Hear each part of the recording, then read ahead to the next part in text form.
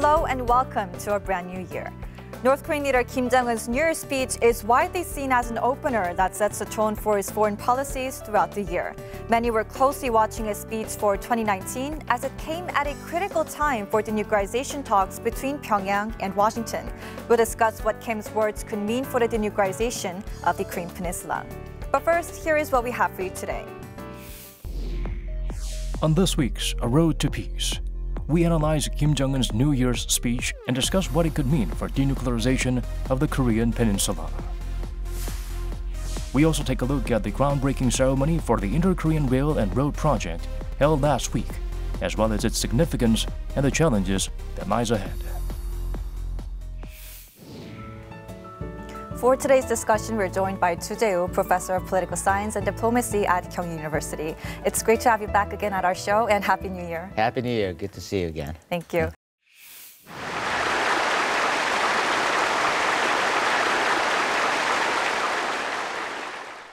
사랑하는 온나라 인민들과 인민군 장병들, 동포 형제 자매들, 동지들과 벗들, 우리는 지울 수 없는 또 한 번의 역사의 깊은 발자취를 남기며 조국과 혁명, 민족사의 뜻깊은 사변들이 아로새겨진 2018년을 보내고 희망의 꿈을 안고 새해 2019년을 맞이하였습니다. 새해 즈음하여 나는 격동적인 지난해의 나날들의 우리 당과 숨결과 보폭을 함께하며 사회주의 건설 위협에 헌신하여 온 전체 인민들과 인민군 장병들에게 중심으로 되는 인사를 드리며 온 나라 가정들의 사랑과 희망, 행복이 넘쳐나기를 축원합니다. We just watched Kim Jong-un's New Year's address, and did you find anything in particular special about this year's, and what is your reaction to his speech? From the screen, I think we were very much surprised by his willingness to show us his residential area, one of his rooms, reading rooms. From the statement, I think he basically reiterated his position on the denuclearization question. It might sound repetitive from the past because he already made his commitment known to the world a few years ago as the last words from his father, right? And then he basically reiterated his statement and his commitment to the denuclearization. But this time, I think he made it really explicit about now the ball is in the United States court. He emphasized reciprocity, right. and he's already made some initiatives last year. Now he's waiting American response. And I think he made that really clear. And what was also noticeable was his overall style. He took out his glasses and he was wearing a Western suit and all. That's right. 6.12 조미공동 성명에서 천명한 대로 새 세기 요구에 맞는 두 나라 사이의 새로운 관계를 수립하고 조선반도의 항구적이며 공고한 평화체제를 구축하고 완전한 비핵화해로 나가려는 것은 우리 당과 공화국 정부의 불변한 입장이며 나의 확고한 의지입니다. 이로부터 우리는 이미 더 이상 핵무기를 만들지도 시험하지도 않으며 사용하지도 전파하지도 않을 것이라는 데 대하여 내외에 선포하고 여러 가지 실천적 조치들을 취해 왔습니다. One point that the skeptics have been criticizing is that from looking at Kim Jong-un's New Year's address, the definition of denuclearization is very different between the two sides. For example, the U.S. would be demanding the destroying of the nuclear weapons and its facilities, but Kim Jong-un kind of made it clear that he just wants to stop the nuclear missile tests and the further developing of weapons. So what would you say about these differences? The United States have over the years been claiming denuclearization to be CVID or FFVD, right? But, you know, North Korea has been emphasizing on the freezing of the nuclear development program and its commitment not to go ahead with further development or modernization of launchers and nuclear-related weapons and systems and so forth, including nuclear warheads.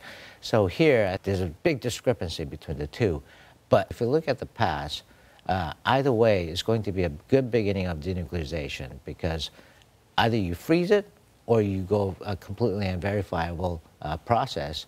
It's going to satisfy both parties because that's going to be something really concrete and persuasive to the domestic audience.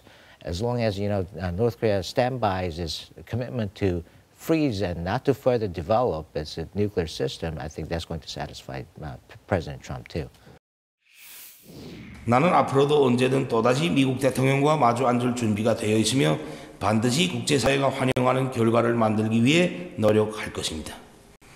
다만 미국이 세계 앞에서 한 자기의 약속을 지키지 않고 우리 인민의 인내심을 오판하면서 일방적으로 그 무엇을 강요하려 들고 우연히 공화국에 대한 제재와 압박으로 나간다면 우리로서도 어쩔 수 없이 부득불 나라의 자주권과 국가의 최고 이익을 수호하고 조선반도의 평화 안정을 이루기 위한 새로운 길을 모색하지 않을 수 없게 될 수도 있습니다.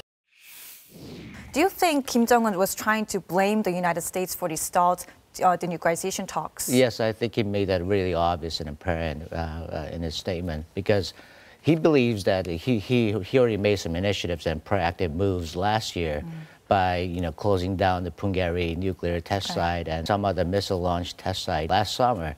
So he already made his sincere gesture last year, so he feels that he already fulfilled his duty. Now he's waiting for American response and something in return, but the American government hasn't done any of that so far. Right, and Kim Jong-un also said that while he's ready to sit down with U.S. President Donald Trump at any time, he also said that if Washington doesn't make any corresponding measures and doesn't keep his promises, then North Korea will have to make a new path. We'll have to follow a new path. But what exactly is that? Could it be maybe returning to nuclear weapons like it did before? Yes, there are a lot of speculations to that question. Some says, he might fall back to brinksmanship with his diplomacy against America. But others are saying that, okay, he might probably do something more proactive, probably offer some more substantive deals to America and South Korea so as to, facilitate our efforts to lift sanctions against North Korea because obviously South Korean government is in pursuit of a lot of inter-Korean economic cooperation initiatives and projects. So I think he might utilize that. But let's face it, the reality is he might have done something last year and that we can take that for granted. But at the same time, I have a different interpretation to that question. He might be implied that, okay, if America's not going to do that, he's going to probably manipulate some of the players in the region, for instance, like China, Russia, who are in great support of his cause. So on that perspective, probably he might be implying that he might tighten up the screw with China and Russia so that, he can go against the United States in terms of, going against the American sanctions and so forth. Right, and he did say that there was a need for a multilateral dialogue. Maybe he was implying the same thing, and he meant China, right? That's right. He really made it obvious that he prefers bilateral talks with the United States. But as of today, that's right. The talks in a stalemate. So he might be, going with the Russian and China's position that probably six-party talks or the revival of the multilateral talks would be a better choice for them. So how exactly can it benefit North Korea if it goes for multilateral dialogue? We've already experienced it, right? From the last experience of in the six-party talks, everything goes so slow. Yeah, time is on North Korea's side. Right. That's right. And if North Korea shows some sincerity at the talks, then there has to be some return. And other regional players are going to put pressure on the United States and South Korea to do something about the sanctions because North Korea already showed its sincerity about multilateral talks and negotiation process. 북과 남이 평화 번영의 길로 나아가기로 확약한 이상 조선반도 정세 긴장의 근원으로 되고 있는 외세와의 합동군사 연습을 더 이상 허용하지 말아야 하며 외부로부터의 전략 자산을 비롯한 전쟁 장비 반입도 완전히 중지되어야 한다는 것이 우리의 주장입니다. So Kim Jong-un also had a message for South Korea. He actually called for South Korea and the U.S. to stop their military exercises and the deployment of strategic assets. But this is something that needs close coordination with the United States. What do you think North Korea was trying to imply here? North Korea is definitely implying that the United States should sustain its effort to halt all these exercises with South Korea. Obviously, I don't think the United States decided not to have all these military exercises with South Korea because of North Korean pressure. But I think it was rather a choice and decision made by Donald Trump himself and the U.S. administration. So on that particular note, I'd like to emphasize that it was the choice of the United States, obviously, it coincided with the Winter Olympics a year ago.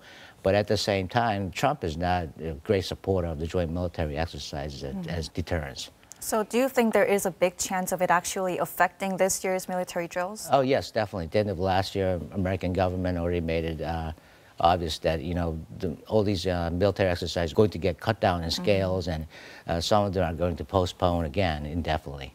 Could North Korea want the suspension of military drills to drift South Korea away from the United States, maybe because it thinks the two countries are consulting a little bit too closely? Yes. That's one of the hidden goals of North Korea.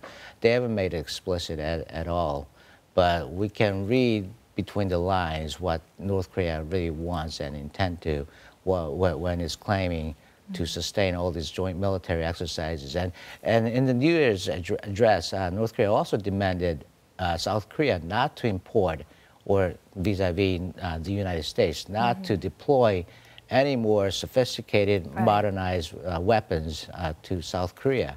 And I think that implication might be related to deployment of a THAAD, because THAAD is going to be, is scheduled to be made official later this summer.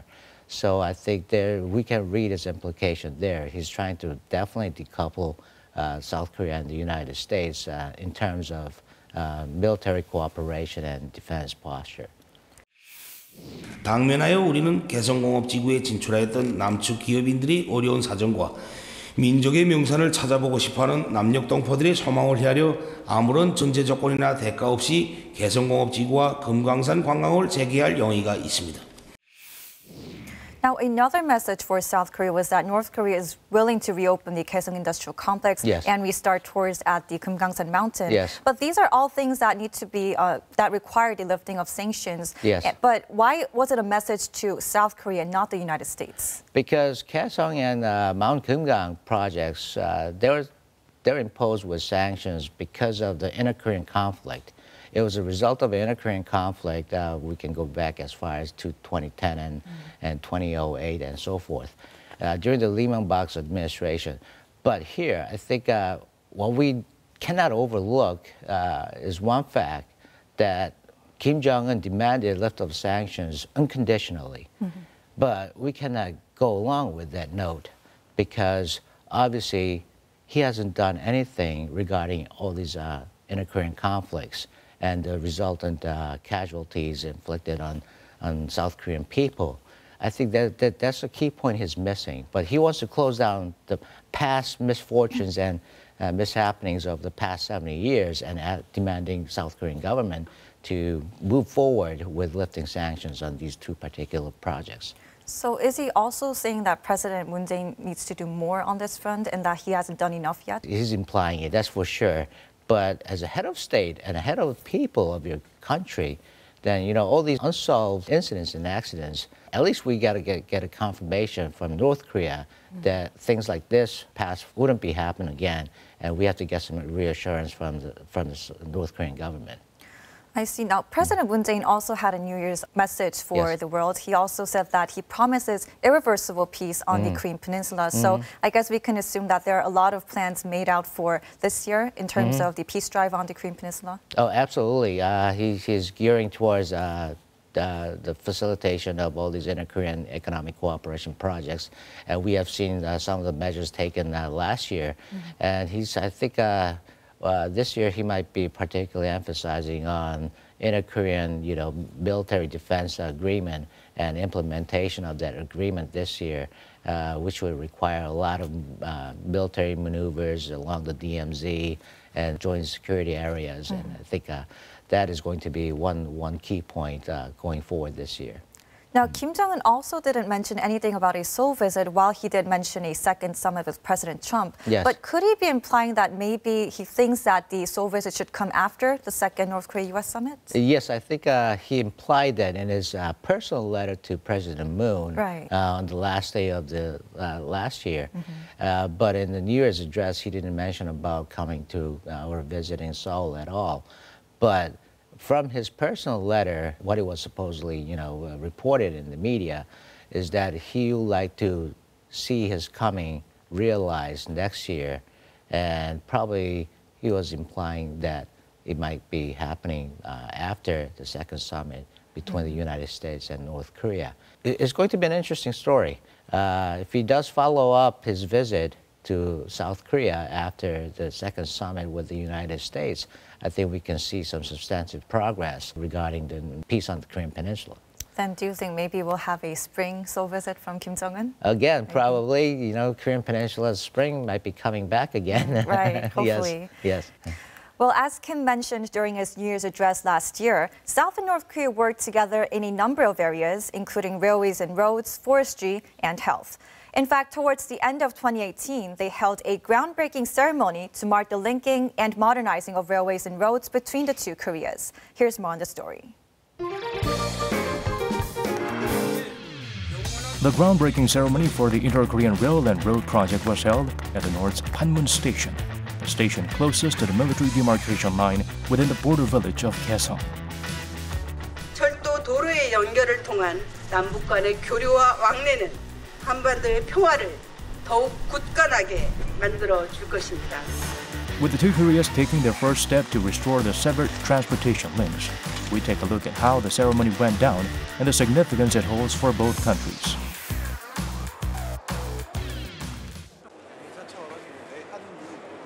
A train carrying a South Korean delegation left Seoul Station early morning on December 26th. It passed through the South's northernmost Dorasan station before finally arriving at the North's Panmun Station about 2 hours later. It was the first time in over 10 years that a South Korean train has crossed the military demarcation line into the North. At the groundbreaking ceremony were about 100 participants each from South and North Korea. 참 감개무량하더라고요. 북한 지역에 우리 도라산역처럼 판문역을 새로 만들었어요. 그래서 거기서 이 벌판에서 행사를 했는데 북쪽 분들도 많이 나왔고 우리 쪽에서도 뭐 이산가족 분들도 가시고 이렇게 해서 행사를 치렀는데 좀 특이할 만한 사실은 북쪽 분들이 굉장히 따뜻하게 맞이해 줬어요. The ceremony was the latest effort to implement the Pyongyang Joint Declaration signed in September last year, where the Koreas agreed to hold a groundbreaking ceremony within the same year for rail and road connections. South and North Korea initially agreed to connect and modernize their railways and roads in the Panmunjom Declaration in April, and made preparations for the groundbreaking ceremony, including joint on-site inspections. 하루라도 빨리 할수록 좋다는 게 양측의 기본 입장이죠. 북측과 남측이 갖고 있는 기본 입장이고, 근데 그게 빨리 된다는 이야기는 비핵화가 막 당겨진다는 이야기거든요. 그래서 이걸 빨리 서둘렀다기보다도 더 빨리 했을 수도 있는데 이게 이제 여러 가지 제재에 걸려 있었습니다. But Seoul's attempt to send a train to the north for a joint field survey was blocked by the UN command, which opposed the delivery of fuel and other materials to the north. After months of delay, the UN Security Council finally granted an exemption from the sanctions in late November. During the ceremony, North Korea expressed its frustrations about the slow pace of inter-Korean cooperation held back by international sanctions. 북남철도-도로 협력 사업의 성과는 우리 온 결여의 정신력과 의지에 달려 있으며 남의 눈치를 보며 주춤거려서는 어느 때 가서도 민족이 뜨거운 통일 열망을 실현할 수 없습니다. Railway connections are an integral part of President Moon Jae-in's vision of a new economic map for the Korean Peninsula that connects the two Koreas to China, Mongolia, and Europe. Linking up the western Kyung Hee line and the eastern Donghae line on the peninsula is a start. 문재인 대통령께서 동아시아 철도 연합 같은 걸 만들자. 이게 결국은 동아시아 경제 공동체가 될 것 아니냐. 그런 이제 제안을 하신 적이 있어요. 그거의 한 부분일 수도 있다고 보는 거죠. The Iron Silk Road cutting through Eurasia is expected to deliver substantial economic benefits by offering overland transport routes to trade-dependent South Korea. 우리 경제가 수출 주도형의 국가인 상에서 이런 수송 체계, 특히나 북측을 통과하는 수송 체계가 이루어진다면은 우리의 물동량이 부산에서부터 평양을 찍고 베이징, 더 나아가서 모스크바를 찍고 유럽까지 갈 수 있겠죠. However, Denuclearization of North Korea is critical to turning this ambitious vision into reality. Seoul said the groundbreaking ceremony was only symbolic, adding any actual construction will begin only in line with progress in Pyongyang's denuclearization and developments regarding international sanctions. 이행이 되기까지는 북한의 이 비핵화 조치가 상당 부분 진전이 돼야 되고 그 진전에 대해서 미국이 평가를 해야만이 가능한 부분입니다. 그런 차원에서 이 북한의 철도 도로 현다 사업에 있어서 실질 실행에까지는 적어도 앞으로 1, 2년은 더 걸리지 않겠느냐. This year, more efforts will be needed to move forward the nascent peace process on the Korean peninsula, which began last year. 철도 도로를 현대화하고 그리고 우리게 내 차를 타고 내가 기차를 타고 신의주까지 갈 수 있는 또 북경까지 갈 수 있는 유럽까지 갈 수 있는 이런 상황이 만들어질 수 있을 것이라 생각을 하고 있습니다. The groundbreaking ceremony has brought the two Koreas closer than ever. Hopefully, it won't be long before we see a Pyongyang-bound bus leaving Seoul. It's called a groundbreaking ceremony, but it was actually something more symbolic one because the two Koreas can't exactly go ahead with the construction unless the sanctions against North Korea are lifted. But why did the two Koreas push ahead with the ceremony anyway? It was already decided in the agreement, and they already made an announcement that they're going to hold a ceremony by the end of the year, so I think they went ahead with that. On South Korea's part, to realize it, and obviously South Korea made a lot of diplomatic efforts trying to get understandings from the international community about lifting the sanctions and how they're not going to cross a line while having this ceremony. But I think moving forward, I think they're going to run into some obstacles. So do you think it will be a smooth road ahead for the two Koreas to really go ahead with the groundbreaking part? That's still up in the question. That question is still up in the air. We'll have to see because I don't think international community is still embracing the idea of lifting sanctions against North Korea without having any substantive moves or offers from North Korea. And North Korea hasn't taken any actions yet. Plus, if we go back to last November, when the United Nations passed a resolution, human rights resolutions on North Korea again, they made it really obvious that they would like to take Kim Jong-un to the International Court of Crimes. I think that's a long road ahead. Exactly, two sides of one coin, but we'll see. Right, it is a symbolic one because it reconnects the two Koreas, but it's also expected to bring a lot of economic benefits to both sides. But like you said, it requires the denuclearization steps, but it also requires the continued close relations between the two Koreas. But in this area, do you think it's going to be okay in 2019? Yes, at the bilateral level, we're going to see a lot of contacts and calls between the two Koreas. And Moon Jae-in is not going to be hesitant about having numerous contacts and try to create more opportunities for contacts with his counterpart in North Korea. But here, I think he's got to be really conscientious of all these sanctions measures and the eyes of the international community. And his government will try to put forward the best efforts to get better understanding from the international community of his endeavors.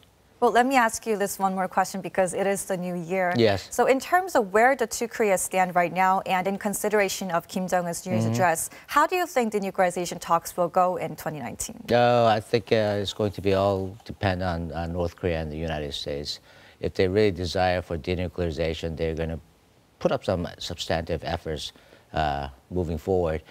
But this year, I think road is going to be really bumpy. We like last year. Yes. It's going to be a roller coaster ride because obviously, domestically speaking, Donald Trump is going to face some of the challenges from Congress and the U.S. constituencies, and also South Korea is going to have some economic difficulties. So to balance all these domestic issues and try to couple it with denuclearization process, I think that's going to be a challenge for both governments. I see. Professor, thank you so much for your insights today. Thank you. Thank you. Kim Jong-un once again reaffirmed his commitment to denuclearization, adding he's willing to sit down for a meeting with U.S. President Donald Trump at any time. we'll be keeping a close eye on when Kim's proposition will become a reality. And this is all we have for you today. We'll be back next week. Thanks for watching.